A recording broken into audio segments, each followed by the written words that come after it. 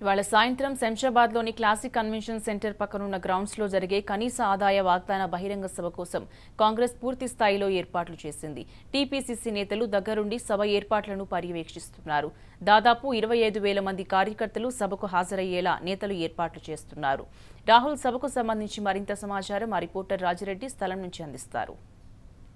ఎన్నికల్లో ఓటమి పాలైన తర్వాత కాంగ్రెస్ పార్టీ పార్లమెంట్ ఎన్నికలకు సిద్ధమవుతుంది. ఈ యొక్క పార్లమెంట్ ఎన్నికలను అత్యంత ప్రతిష్టాత్మకంగా తీసుకుంటుంది. ఎందుకంటే పార్లమెంట్ ఎన్నికల్లో గౌరవప్రదమైన సీట్లను దక్కించుకోవాలని కాంగ్రెస్ పార్టీ స్కెచ్ వేస్తుంది. అందులో భాగంగా ఈరోజు 5 గంటలకు రాహుల్ గాంధీ బహిరంగ సభను క్లాసిక్ కన్వెన్షన్ గ్రౌండ్లో నిర్వహించారు.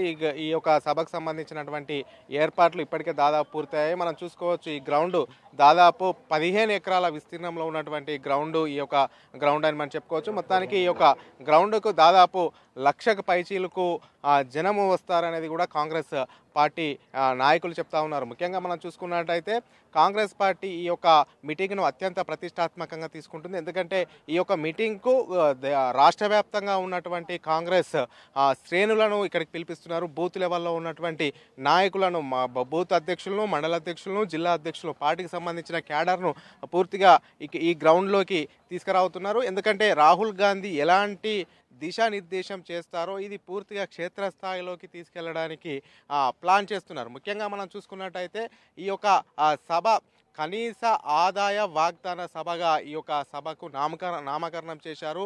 ఈ యొక్క సభ ద్వారా రాహుల్ గాంధీ ఎలాంటి వాగ్దానం ఇవ్వబోతున్నారనేది కూడా ఆసక్తికరంగా మారింది. ముఖ్యంగా మనం చూసుకున్నట్టయితే ప్రతి పౌరుడికి ఆదాయం అనే కాన్సెప్ట్లో కాంగ్రెస్ ప్రణాళిక రూపొందించింది. ఈ ప్రణాళికకు సంబంధించి ముఖ్యంగా పేద దిగువ మధ్యతరగతి కుటుంబాలకు లాభం చేకూర్చే విధంగా ఈ యొక్క పథకాన్ని రూపొందించాలని కాంగ్రెస్ పార్టీ చూస్తుంది.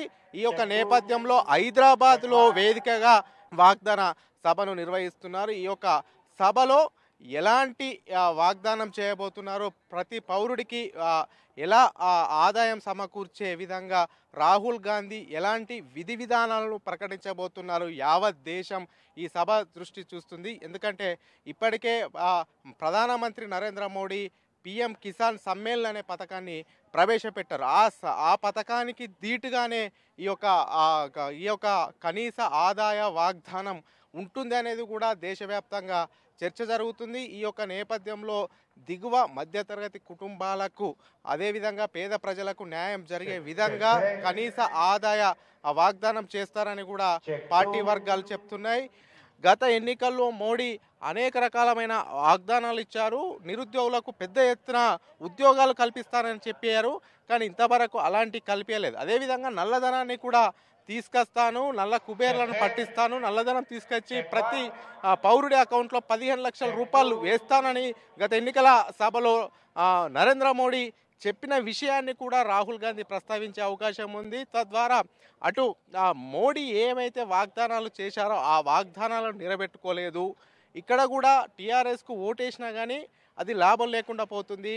రాబోయే పార్లమెంటు ఎన్నికలు అటు బీజేపీకి ఇటు కాంగ్రెస్కు జరుగుతాయి. కాబట్టి ఈ అంశాలన్నింటినీ ప్రజల్లోకి తీసుకెళ్ళి కాంగ్రెస్కు ఓటు వేయవలసిందిగా కేడర్కు దిశానిర్దేశం చేయనున్నారు. కెమెరామెన్ జనార్దన్తో Rajireddy, Raj news, classic convention ground నుంచి.